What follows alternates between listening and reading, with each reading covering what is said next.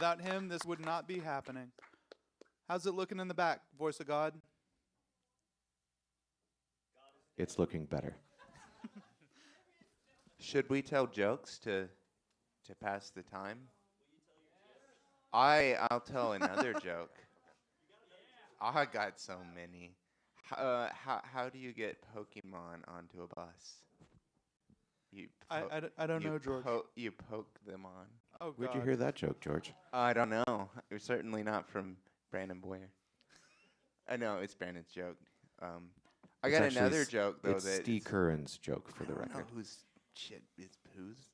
I got another joke though, and it's these two old redneck dudes are sitting on a porch. It's a super hot day, and there's like a dog, and he's licking his butt. And one redneck dude turns to the other, and he's like, "Man, I wish I could do that." And the other guy goes, "Oh shit, man, that dog could bite you."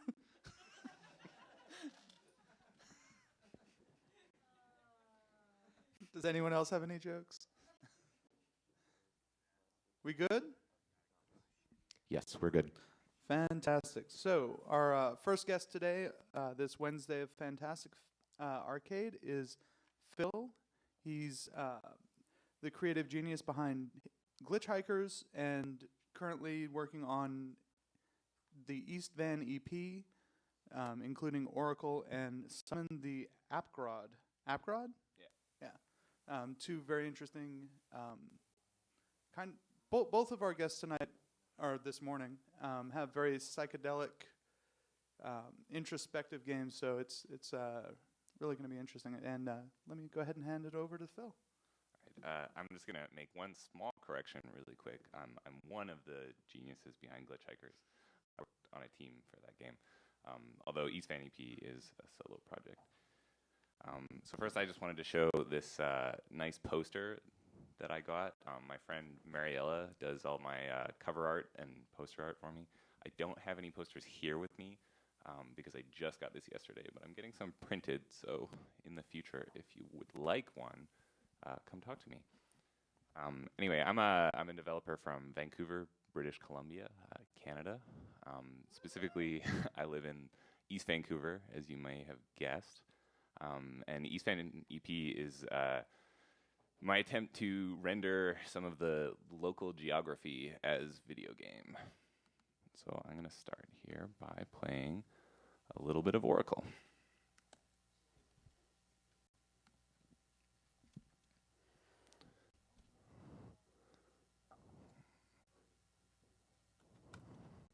So Oracle here is as you may have guessed, a game about being an oracle.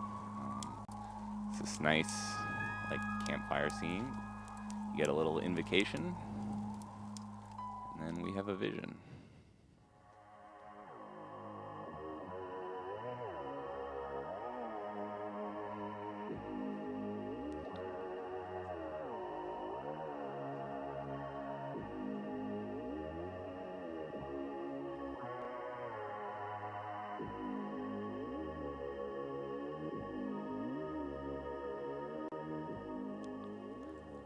When that's all done, we get to decide what it is we saw. So I guess I'm going to go with Stone Idol, Spirit Sanctuary, and Ashes. And then the end of the game here is that you get a nice little, like, procedurally generated like prophecy or sort of poem. And that's kind of it. The game just cycles like that. So, you know, I can go again, get another invocation, and on we go. It's kind of like when I was building this, I wanted to render like, so I work across the street from this thing that's known as the East Van Cross, and it's this giant metal cross that was built for the 2010 Olympic Games, and it marks East Vancouver, but it faces downtown, and it's not really at a place that would be like an entrance to the part of the city. So I always think of it as like this weird, it's like a symbol, you know. It has a lot of meaning, obviously. The shape itself is like rendered in like some old East Vancouver like gang signs, I think. But it's been like taken and changed into this like corporate emblem. It's used to demarcate a part of the city, but only for the people who are viewing it from downtown. So it has a lot of like conflicting meaning. And I was trying to render that into a game by like making something where there are these symbols that start out as like objects. You know, your vision, you see in the vision like a heart with a sword through it, or I don't know, some ruins in the background, and you have to decide like what symbol you attach to that. And so the next symbol you get is like is a word, a single word, and then that becomes like a larger phrase, and then the phrases combine to become an even larger thing. So you get these like chains of signification that go all the way along the game.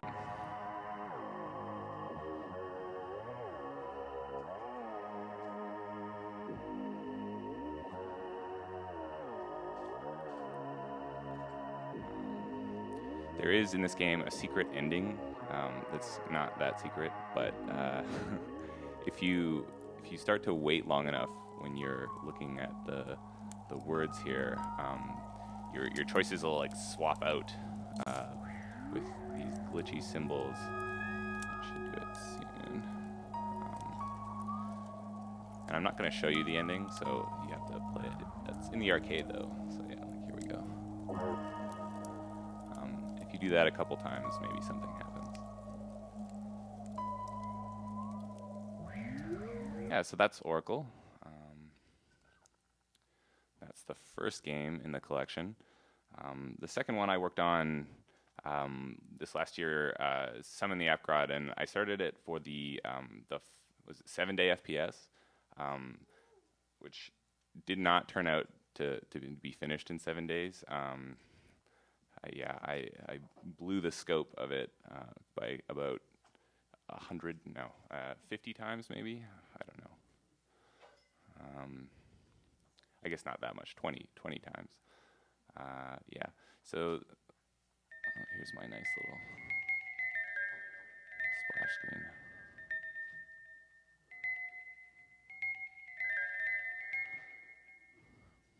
So Summon the Apgrod is a bartending simulator. It is a first-person shooter. Is the horrible pun. So I think at the I'll show you when. This is the title screen. Got a nice moon, because I always put lots of moons in all of my games. Yeah, let's go into the bar. Oh, and that outdoor scene is the Rio. Is a theater in East Vancouver that's sort of like, I think the only remaining independent like movie theater in the city, or in that part of the city. And it's really lovely. Anyway, so this is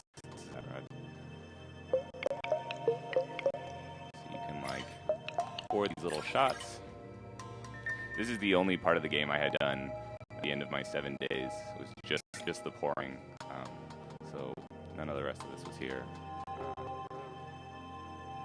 Yeah, so you get these ghosts. You know, they want drinks. This guy wants a really complicated drink, and I don't really feel like doing it, so he can just make do with that.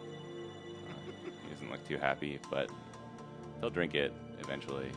But just let him be for now.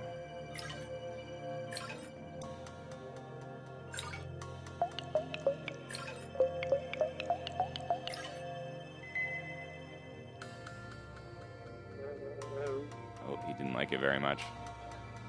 All right, we'll get him a drink he actually wanted.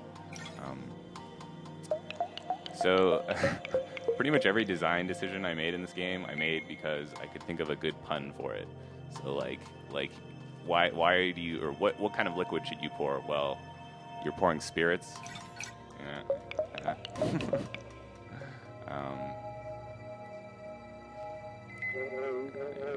Oh yeah, the ghosts, sometimes they like to talk to you in these sort of meaningless, or I don't know, very meaningful maybe series of symbols.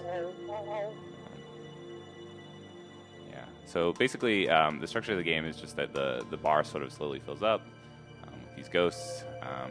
you pour drinks, and as you do, the show floor here starts to fill out. As you can see, you've got one guy here.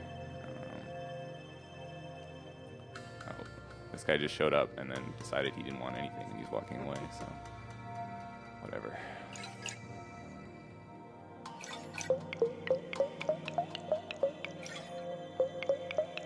All right, I was supposed to get that yellow drink.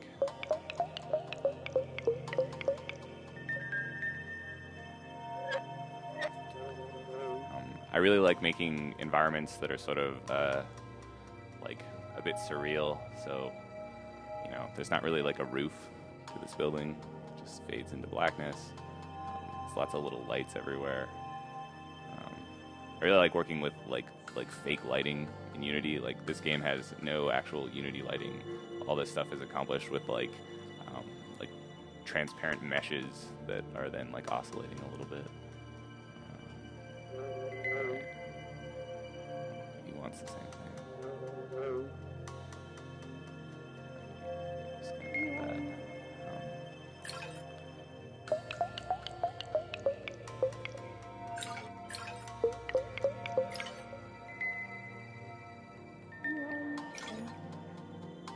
Oh, no good. The way I'm detecting like the accuracy of the drinks is not great. So sometimes you'll give them a drink that looks pretty similar, but they'll be like, no, I hate it. But it's not really a game about like accuracy or, you know, objectives really. It's sort of, I like the idea that like you would sort of just implicitly like, you know, giving these ghosts their drinks. There is, you know, like an ending, but that's about it. You're not getting like achievements or, I don't know, little flashes of light every time you do a thing. I work at a mobile studio by day, and it's fine, but I find that the amount of like fussing over, you know, little details like tutorial and the feedback loops and stuff are really, they get really like tiring to me. So when I make my own games, I just opt out of all of that stuff entirely, or at least as much as I feel I can.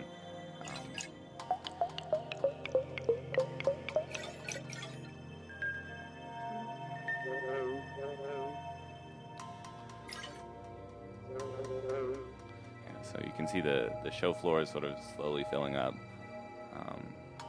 It's my like the promise of the game is sort of that something will happen when you open the curtain eventually, but let's just start giving these guys whatever.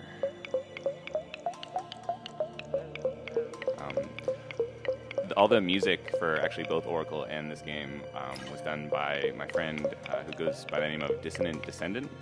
He's a Vancouver-based musician, and he does a really great job with all of my stuff.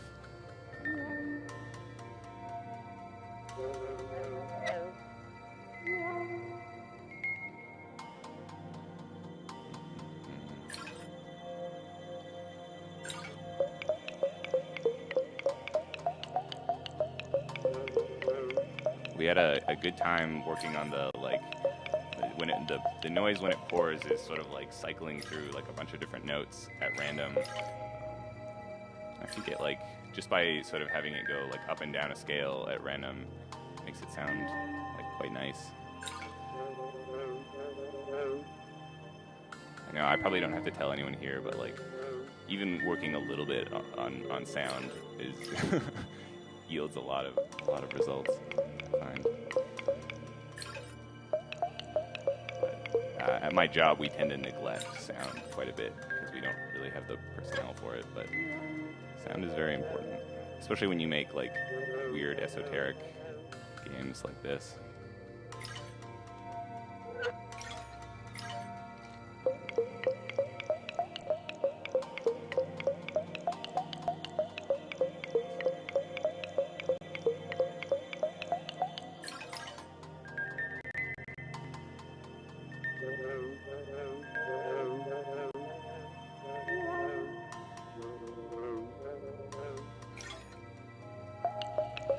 Just about there, I think.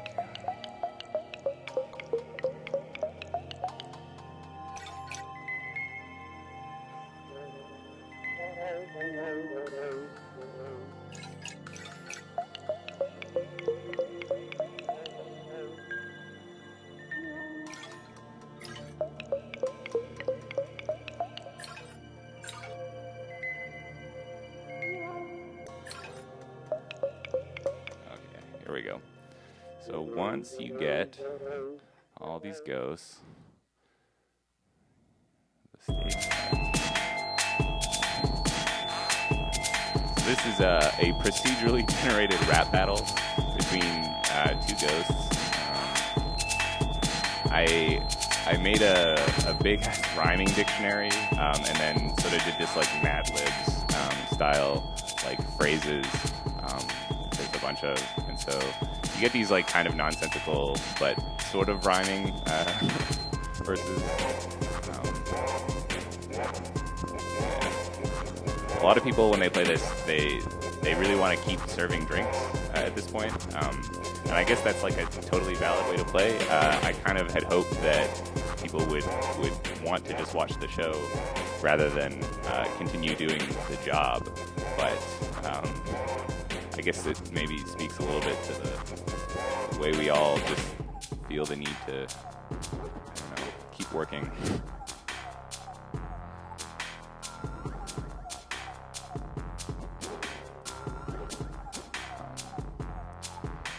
So this is going to go on for a minute or two, and then we're going to get the ending of the game. I made 3 endings for the game. 2 of them are pretty easy to get. They're just sort of aligned along like how well you served the drinks. Like if you got like more than half of them were good, you'll get sort of this one ending. If more than half of them were bad, you'll get another ending. The third ending is if you got exactly neutral, which in practice is like next to impossible. So I'm not sure that anyone has ever actually gotten it. It was kind of like a bad choice on my part because I like worked really hard on the third ending. But you know, if you want to play the game and find it, I would be deeply grateful.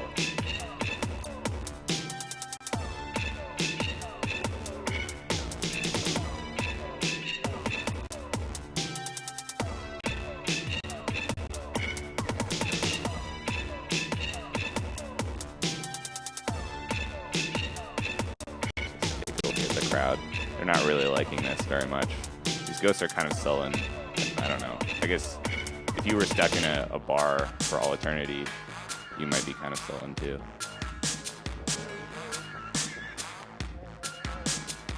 There's actually no escape from the bar either. The door will open, but you can't walk out.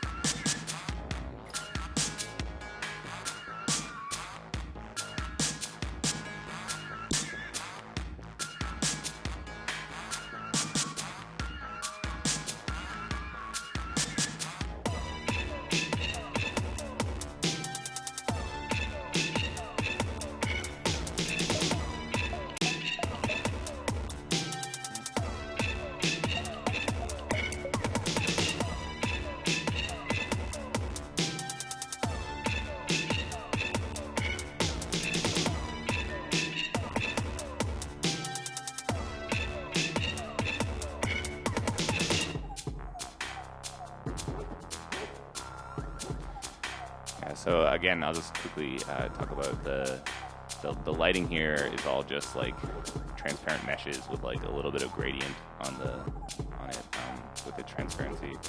I think it looks pretty good. I think.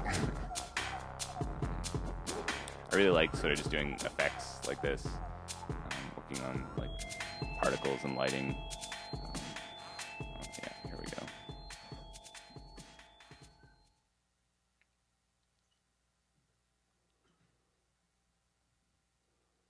So I think, oh yeah, so this is the bad ending, although they're kind of all bad endings.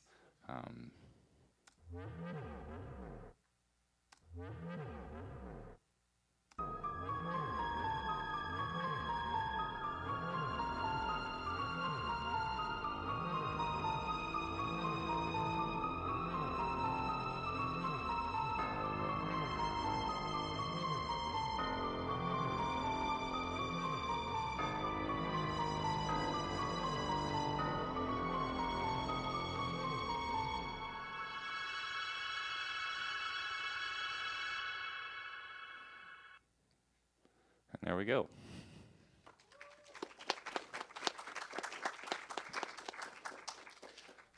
All three endings are supposed to be these like cosmic horror sort of, or like jokey cosmic horror things. So yeah, that was one of them. That was the Jesus ending.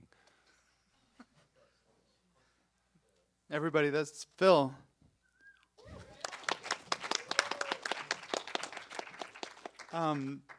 So like I actually played those last night, cramming to be here this morning, and I really enjoyed them. What I got from the bar simulator was very much like I've worked in service, and it's just like that kind of you're just there, you're doing your thing, and then suddenly a party starts, and you're still just there doing your thing, and I really appreciated that. I worked in a theater, like a show / movie theater for a little while once. I wasn't a bartender, but I was like an usher, and it was always like weird to be like I would pay to go to a show at the theater once in a while, and then it's like a very different experience. But when I was working there, even if it was a show that like I would actually be kind of excited to see, the moment I was like working, I would like go and I'd be like, oh, I should go watch like some of the show because I can at least step in for a bit. And I'd go in, and it like just the joy would drain out of it.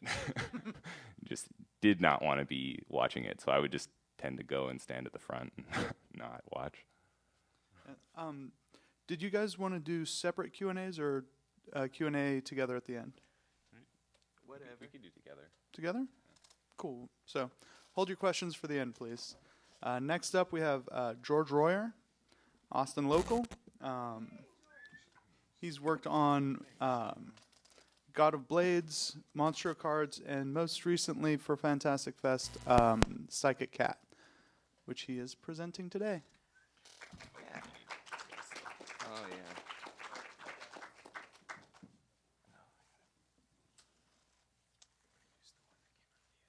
So maybe one Yeah, quick that's question.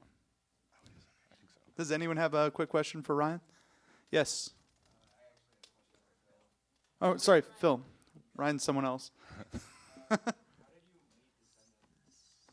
He's a Vancouver local as well, so we were at like I don't know, I think what's the company that made Sleeping Dogs? That wherever that is, we were at a party together there, and we like ran into each other. So yeah. Cool. 4 total. One of them I have no idea. The other one I got started last year on a game where you're like on a SkyTrain in Vancouver. The like there's no subway. There's like all these trains on like tracks above the road. And it's a game where you're on the SkyTrain, and there's these like ghosts all around. I'm really into ghosts. And you're taking pictures of them with your mobile phone, and it's like procedurally generated Pokemon Snap. That's sort of what I was going for. So that probably.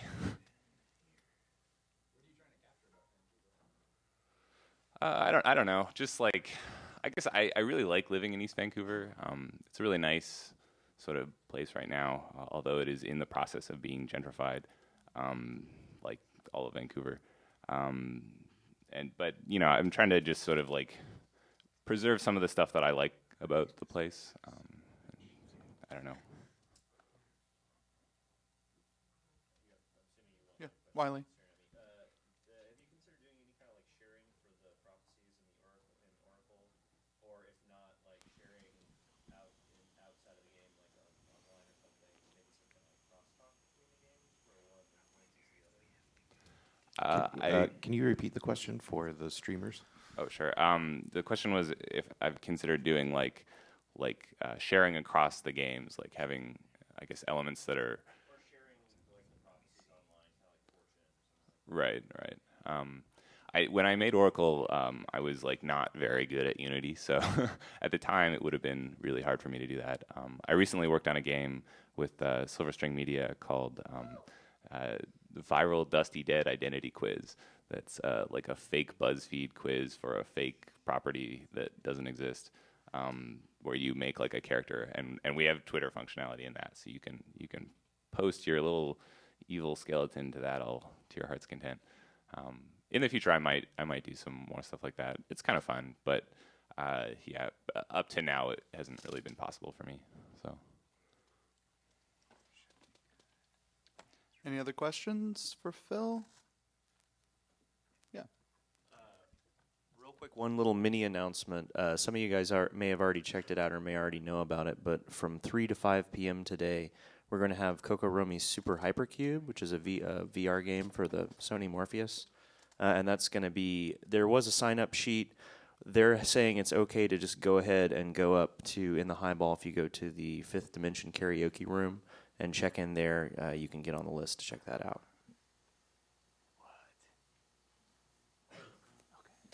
Here we go. And now up, George Royer with Psychic Cat.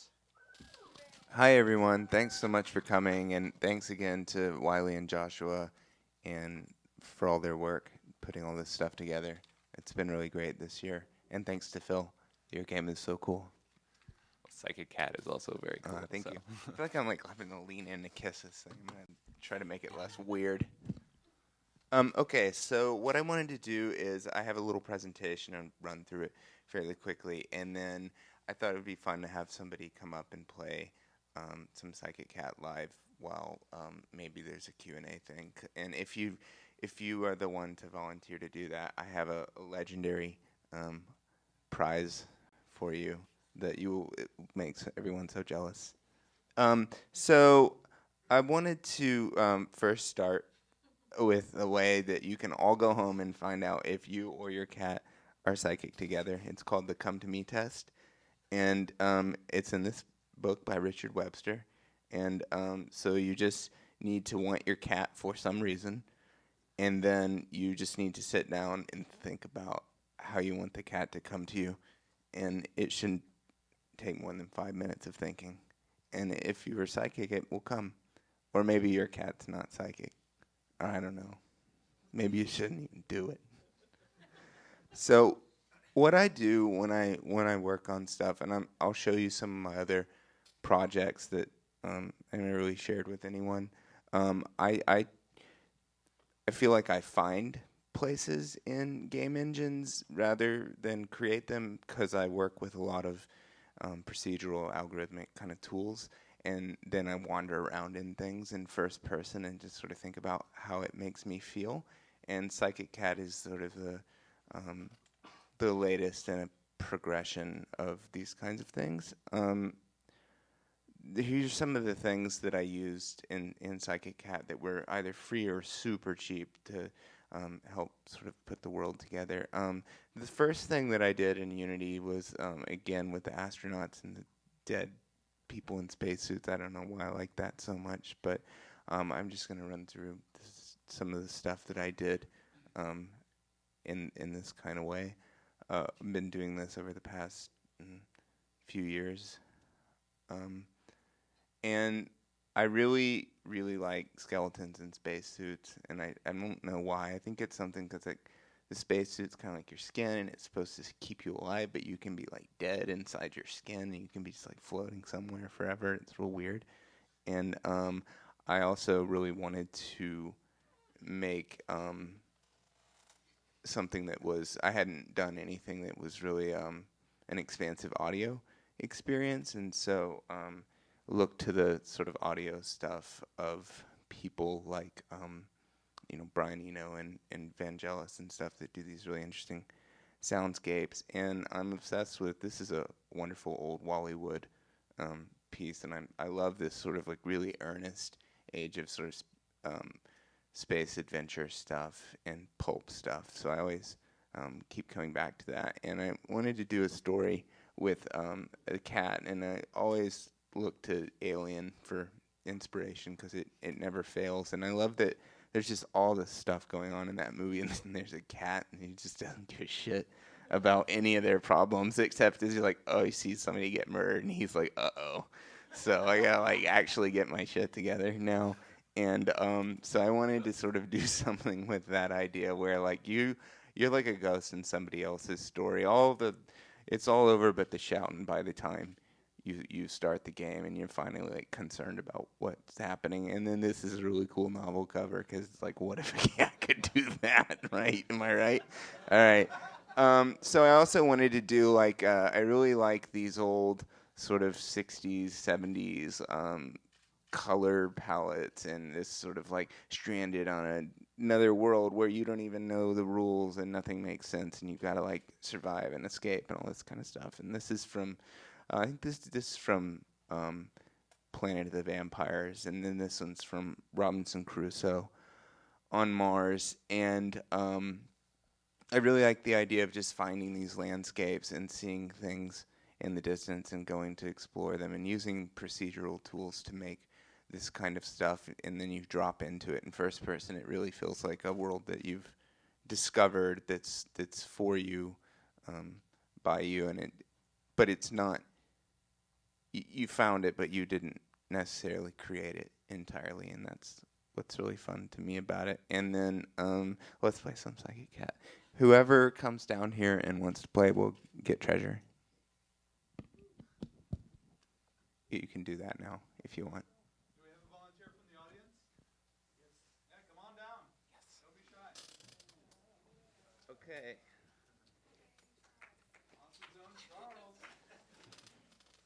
So your treasure is my personal copies of Cosmic Duality and Time and Space from the Time Life Mysteries of the Unknown series.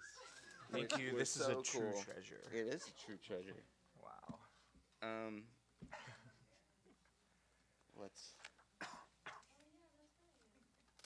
So I guess we can do questions and stuff now. I'm just gonna boot this guy up.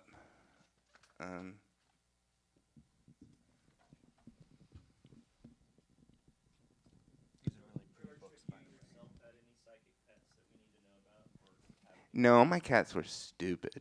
They didn't do anything. They couldn't make anything levitate. They're a bunch of losers. Is this sound on? Yeah, it is. Okay, you can drive. Yeah, we're not seeing it on the big screen. Yeah, it's just a picture of a lady with a knife in her neck. It's pretty cool, huh? Okay, I'm not sure how to fix this exactly.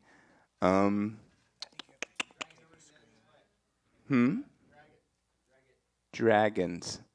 I don't believe in dragons, kids. Okay. All right, I'm going to let these guys do it, because... I have a question for Phil. Have you ever seen a ghost? Have I ever actually seen a ghost? Yeah. No, I have not. Would you be scared if you did? I think so, yeah. My cats jump at the walls like all the time in my house, but Scary. maybe they're just mice. I don't know. Could be. Okay, I will let you drive. Maybe we should trade seats.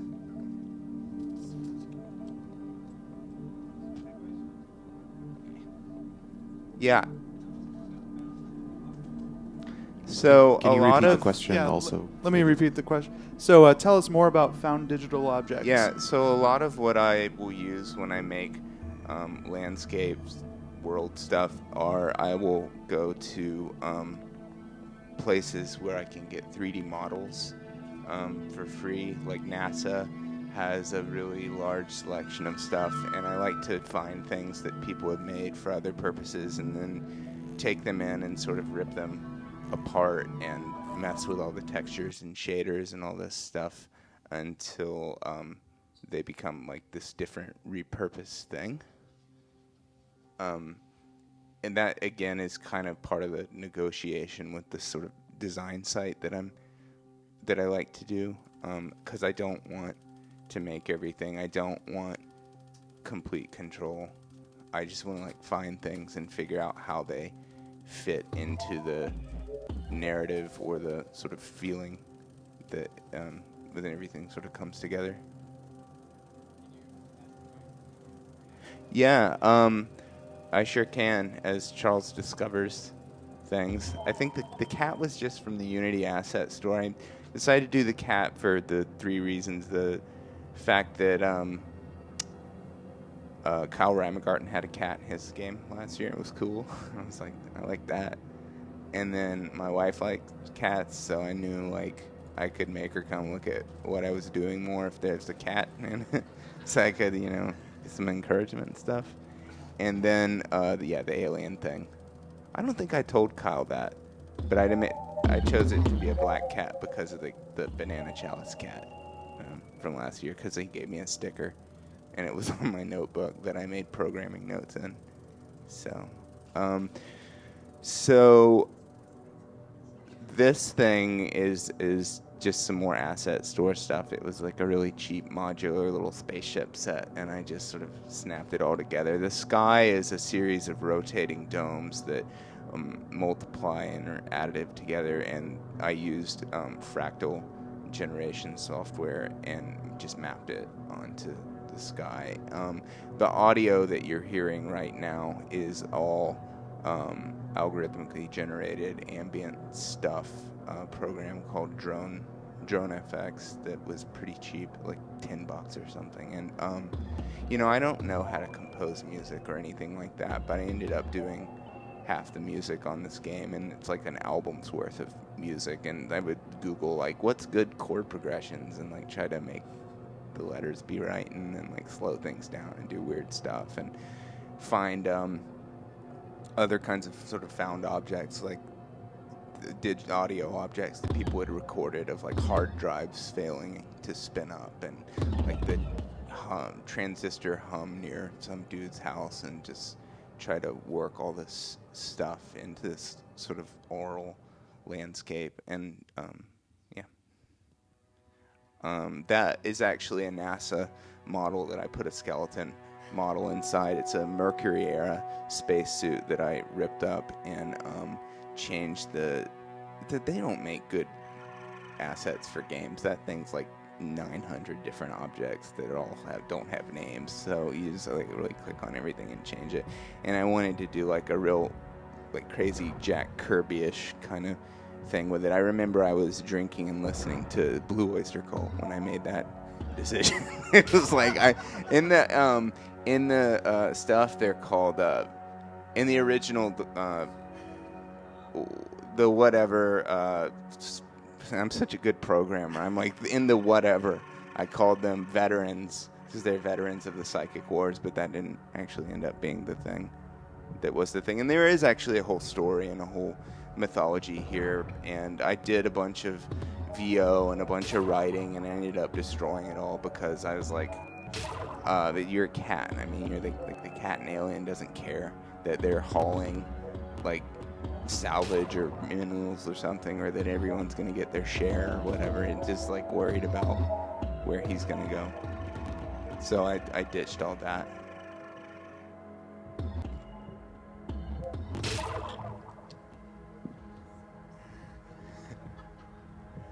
I also think like giant naked people are funny. So they're going everywhere. And then there's the pyramid police that'll come eventually if he keeps piling. Oh, there's one. And they make little songs, and each of their orbs is like a modulating little song, and you can run around with them, and they just kind of fly around and sing, and they make horrifying shrieking noises when they consume people. And I just really like the idea that you're just this fast little thing in a big world, and you don't understand what's happening or why, and nobody really told you the rules, and you can just hang out there. What a life.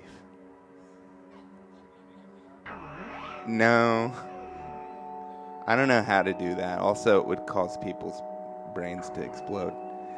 So that thing, the big green thing over, I mean, there's big green things everywhere, but there's that thing in the distance there is I think it's a Cassini era space prep. Oh, that's some dude's eyeballs. That happens sometimes. It was an accident, but I was like, staying in. So, yeah, you can hold down shift to run fast, too. Be a fast cat. Yeah, that thing is a space probe. And I think I mapped some audio that was like, don't know, sounds of a pulsar or something onto that thing. I can't remember if you can even hear it anymore, really. But yeah, I mean, there is like a goal structure and stuff. It's just never formally presented to you, but there's an end game, and there's another dimension that you can go into and this kind of thing.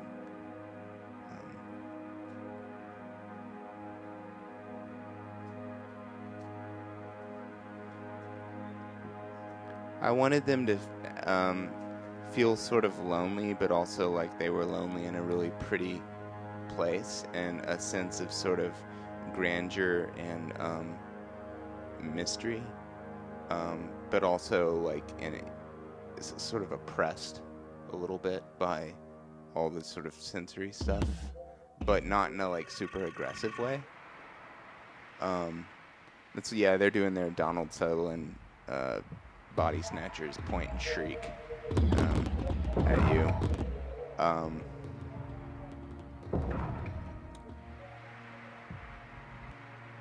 Yeah, they can stomp you into a sort of vortex.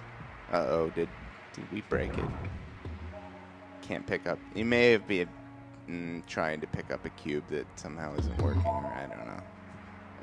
Very occasionally it'll have a problem. I can't quite figure out. So you'll have to throw it to hurt him, which doesn't look like it's going to let you pick one up right now.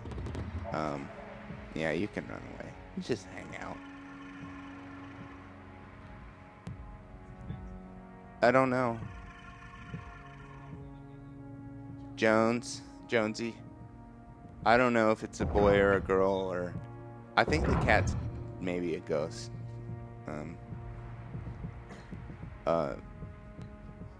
Yeah. A ghost of a psychic cat. Well, when you start, you're in like there's an escape pod with a cat corpse in it. Or maybe it's just in stasis. I don't know. I mean, I do know, but I won't tell you.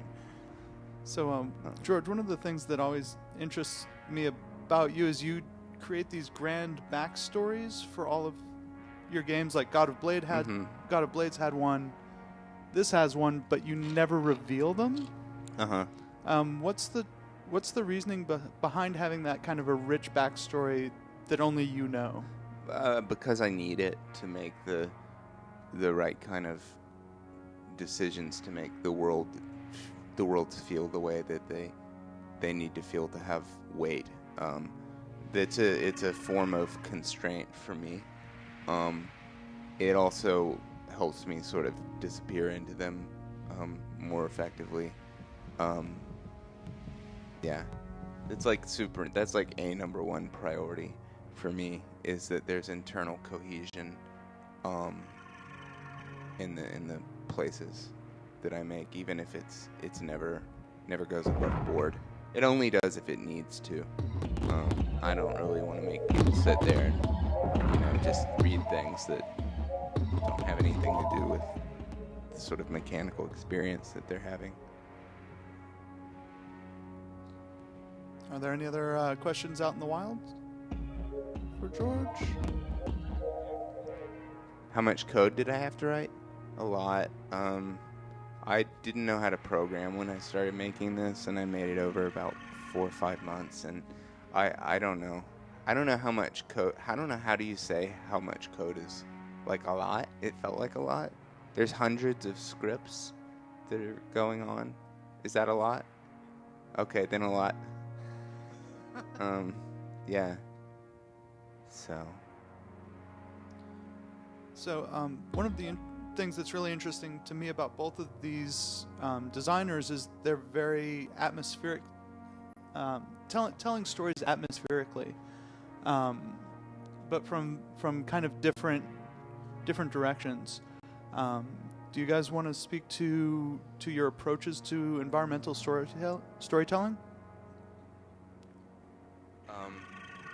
Well, yeah, I kind of talked about mine a little bit. I feel like I negotiate with objects until I find a place and I figure out what the story is, and then I try to make the place as realized as I can. Maybe you should restart. Not being able to bonk dudes, it just kills me. So I don't know. What about you? I find generally I'm not that like interested in telling stories, like in the narrative sense when I make games. I work with people who are, and that's how that usually filters in. But when I'm doing like East Van EP stuff, it's more like atmosphere is kind of the only thing I care about. Like I work on my environments and effects until I feel like they capture a really specific mood that I'm going for. Yeah, I kind of it starts and ends there for me. I mean, for me personally, that's a lot of what storytelling in games is about, is actually putting the player in the position to feel or to receive what you're expressing. And both of you do that in a very specific way, like through the environment, through the situation, and that puts the onus on the player to be present and to experience that. Is that something that's very deliberate, or? Yeah, I mean, for me it is the primary thing. Everything that I do is to try to create an emotional state or an emotional response in the player where they'll be receptive to the sharing of the sort of world. I was listening to I think it was Ed Key talk about the Skinner. There's like two famous Skinner things. One is the Skinner box that I think we all know about, but the other one is the thing. There's something about like when sort of random things happen to you, and then like there seems to be like outcomes. You tend to like assign importance to the random things you were doing just before that. So I feel like a lot of making these kind of games is about like trying to make stuff happen that seems really like you caused it, even if it was totally random, because that's how you kind of get like a more like esoteric, like mythology style sense to these places and things. Wiley?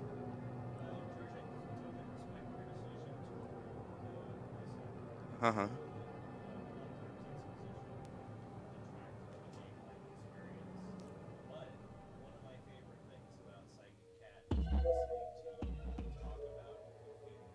Oh yeah.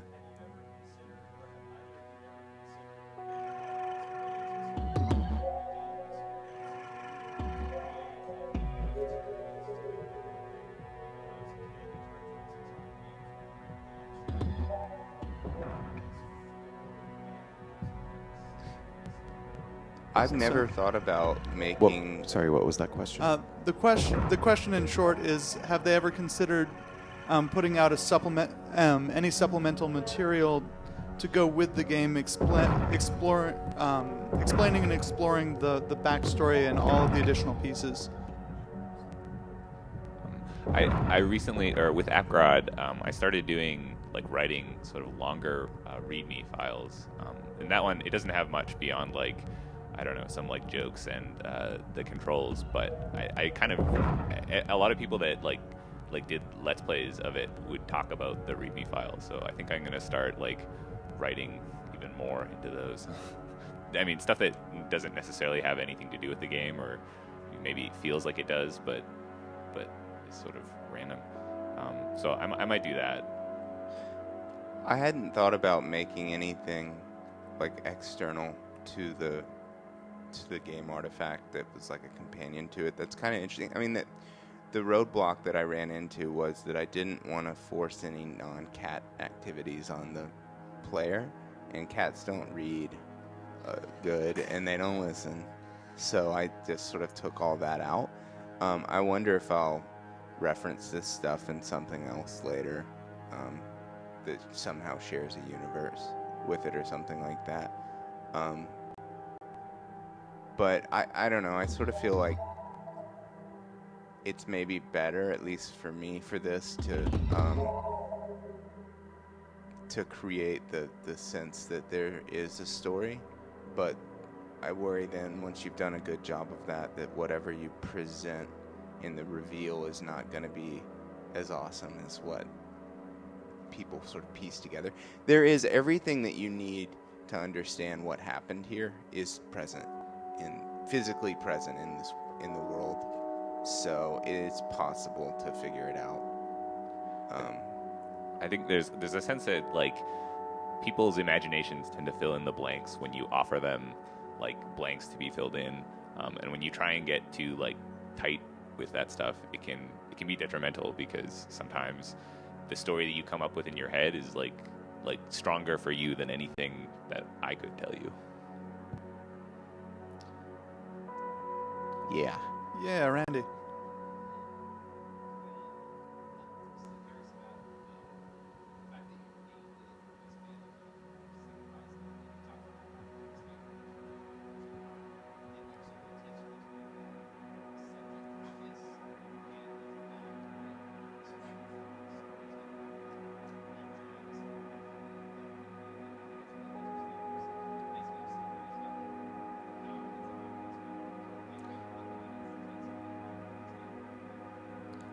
So the question is, with the division between the fact that it's about East Vancouver and correct me if I'm wrong, East Vancouver and wanting to be very vague and open about letting the player make their own decisions, how do you connect the strength of place with the openness of the story? Right. So an interesting fact about Vancouver is that most like cities, most like generic American cities that you see in Hollywood movies right now are Vancouver. A lot of stuff is filmed in Vancouver, like tons and tons. You'd be surprised, but it is never ever playing itself. It's always just like Generica, or like San Francisco, or like New York sometimes for some reason.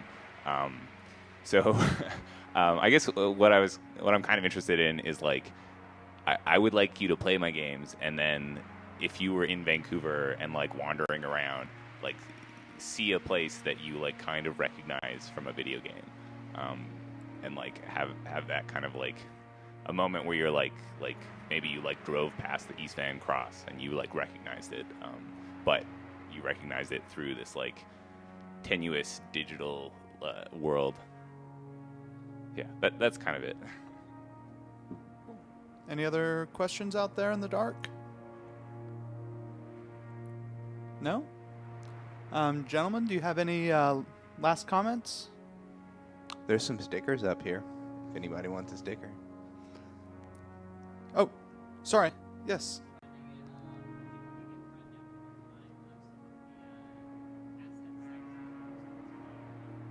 What are some of the asset sites you use for 3D models? NASA has some good stuff that's all public domain. If you type in like free NASA models, you'll find it.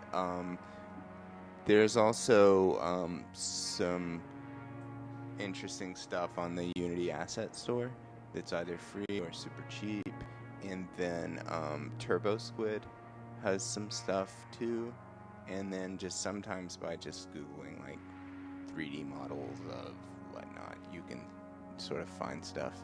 And then once you find something, particularly if it's a complicated object that's broken into lots of parts, you can just like rip things apart and export pieces of things that you want and just stick all those together like the home improvisation game and just make all kinds of stuff that way and sort of cheat your way around modeling. But that can get weird on a performance level because these things are often not optimized to be in games, so you have to watch out for that. You could, however, always like throw a really aggressive poly reducer like filter on it. I don't even know how to do that. That sounds awesome though. Where were you 2 months ago? Jeez. All right. Do you guys have any last-minute questions from the audience? No. Final statements, gentlemen. Thank you. Thank you. I thought of a joke from Oh. earlier. Earlier, I was asked to tell a joke, and I didn't have any. So my joke is, every time you don't believe in a fairy, a kitten kills God. And with that, thanks, everyone. This has been Phil and George Royer. They can be found respectively online on Twitter and right here. Get their information. Thank you all so much for being here. Please tip your wait staff handsomely, and we're gonna clear the theater, and then give the servers a chance to clean up in here, and then we'll be back in here. We'll be back at 1:30 very shortly with Arcane Kids, who made the fantabulous Afterlife coffin bobsledding game. Crap, Nobody Loves Me. Once again, thanks for our panel here.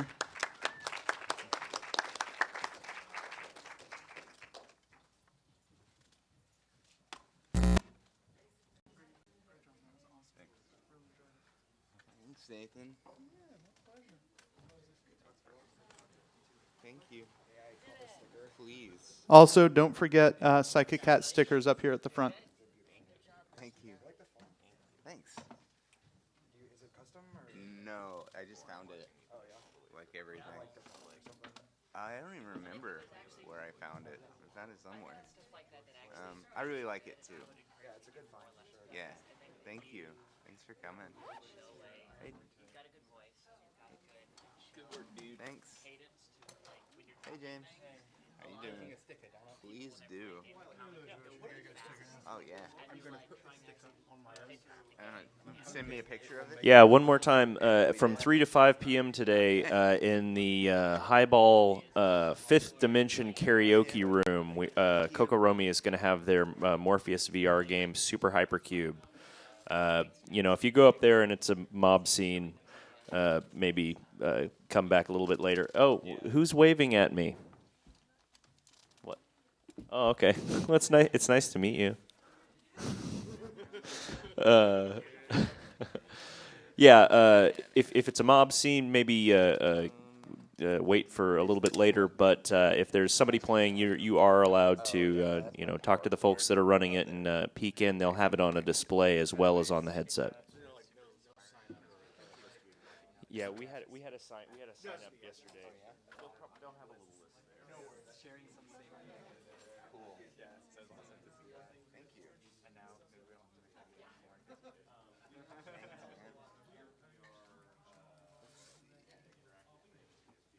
I like all your references. It's like sci-fi things are awesome.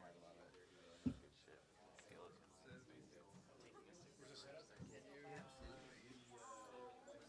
Take as many as you want.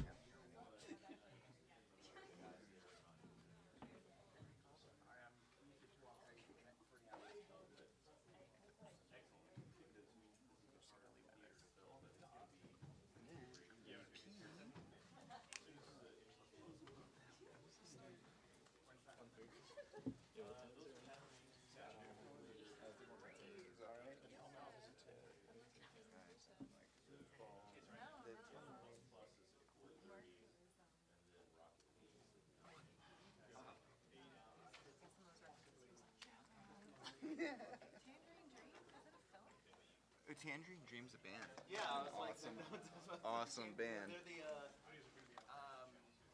how do I best explain? What movies do you use as an example for Tangerine Dream? They did a great job I mean, that's on. what's hard to think of. Yeah, I mean they did a great job on Sorcerer. Yeah. Oh, that was what you had. Yeah. Yeah, which I listen to pretty frequently. It's really good. They're really good, like